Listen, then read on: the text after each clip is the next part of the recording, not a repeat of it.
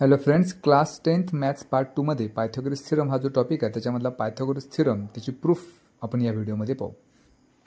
The statement is, in a right angled triangle, the square of the hypotenuse is equal to the sum of the squares of the remaining two sides.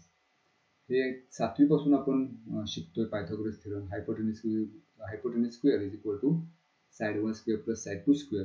तेच आता ह्यावेळेला prove करायचं आहे.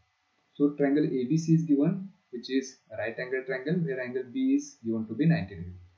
तर हेच given मध्ये लिहिले, म्हणजे given मध्ये एवढं एकच statement, in triangle ABC measure of angle ABC is equal to 90 degree.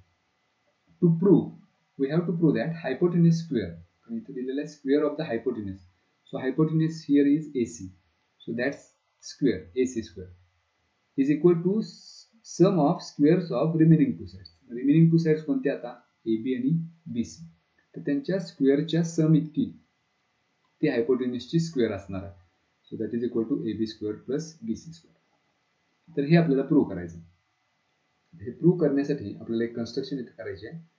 Draw perpendicular BD from point B to side AC. म्हणजे पॉइंट B पासून साइड AC वर आपल्याला परपेंडिक्युलर काढायचं आहे, म्हणजे मग आपल्याला A, B आणि C हे कोऑर्डिनेट मिळतील. आता अशी कन्स्ट्रक्शन झाल्यानंतर पण ह्याच्या अगोदर जी प्रॉपर्टी प्रूव्ह केलेली आहे त्याच्यामध्ये, if we draw a perpendicular from right angle to the hypotenuse, we got three triangles which are similar to each other. That is, triangle ABC is similar to triangle ADB is similar to triangle BDC, and this is the property of similarity of right angled triangles, जे ह्याच्या अगोदर आपण prove केली. आता ह्यामधले दोन दोन triangles घेऊया. पहिल्यांदा ABC and ADB ही जोडी घेऊया ट्रायंगलशी. So they are similar. मग ते दोन ट्रायंगल सिमिलर असतील तर सिमिलर ट्रायंगल्सच्या साइड्सची प्रॉपर्टी आपण वापरायची. Sides of similar triangles are in proportion.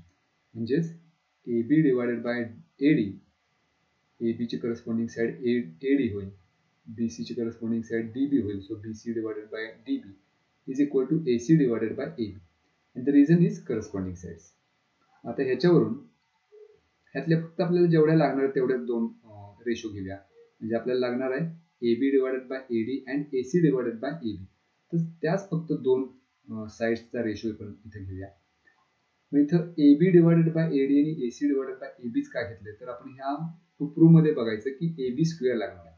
मग AB स्क्वेअर कधी मिळेल, जर आपण ह्याचा क्रॉस मल्टिप्लाय केलं AB into AB, it would be AB square. म्हणून हे दोन साइडचा रेशो घेतले. आणि आता दुसरं cross multiplication AD into AC. तर हे क्रॉस मल्टिप्लिकेशन केल्यानंतर इक्वेशन नंबर 1 मिळेल.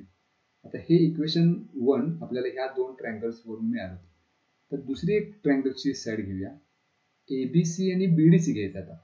So as triangle ABC similar to triangle BDC, ह्यांच्या सुद्धा करस्पॉन्डिंग साइड्स सिमिलर असणार, करस्पॉन्डिंग साइड्स प्रपोर्शन मध्ये असणार आहे.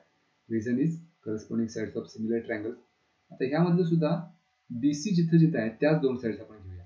म्हणजे BC divided by DC is equal to AC divided by BC. पण इथे आपल्याला दुसरी साइड त्याचा स्क्वेअर लागणार आहे, BC स्क्वेअर. त्यामुळे आपण हे दोन रेशो घेऊया. BC divided by DC is equal to AC divided by BC. पुन्हा एकदा इथे क्रॉस मल्टिप्लाय करू. BC into BC, that's BC square, and DC into AC on the right hand side. Equation number 2. आता इकडे equation 1 मध्ये AB square मिळाले, equation 2 मध्ये left hand साइडला BC स्क्वेअर मिळाले, आणि टू प्रूव्ह मध्ये ह्या दोन्हीची बेरीज आहे. Now we should add these two. So if we add these two equations, it is adding equation 1 and 2. दोन इक्वेशन ऍड करताना लेफ्ट हँड साइड मध्ये लेफ्ट हँड साइड आपल्याला ऍड करायची असते. So AB square plus BC square ही left hand side मध्ये आपण addition घेतली, आणि राईट हँड साइड मध्ये राईट हँड साइड ऍड करायची. So right hand side of equation 1 is AD into AC, ती इथे लिहिलेली आहे, plus right hand side of equation 2 is DC into AC, ती इथे लिहिली आहे. त्यांची बेरीज केली आहे. आता left hand side AB square plus BC square आहे तसेच ठेवायचं आहे. ह्या दोन्ही ज्या आपल्याला साइड्स मिळाल्यात, AD इंटू DC आणि DC इंटू AC, याच्यामधून AC आपल्याला कॉमन घेता आहे. जे इथं आपण AC कॉमन घेतले, मग ब्रॅकेटमध्ये शिल्लक राहील AD प्लस DC. आता AC हे पहिल्यांदा आहे तसं घेतलं. डायग्राम मध्ये बघा AD प्लस DC म्हणजेच काय, तर AD प्लस DC म्हणजेच आपल्याला मिळेल AC. त्यामुळे AD प्लस DCच्या ठिकाणी लिहिलं AC. आणि हे कशावरून, तर ADC हे कोलिनियर आहेत, म्हणून AD plus DC is equal to AC असं आपण म्हणू शकतो. Now we get AC into AC म्हणजेच काय तर AC स्क्वेअर आणि लेफ्ट हँड साईडला AB square plus BC square आहे तसंच लिहायचं. So if we change the sides we get AC square is equal to AB square plus BC square. That is we wanted to prove. हेच आपल्याला prove करायचं होतं. This is the proof of theorem of Pythagoras.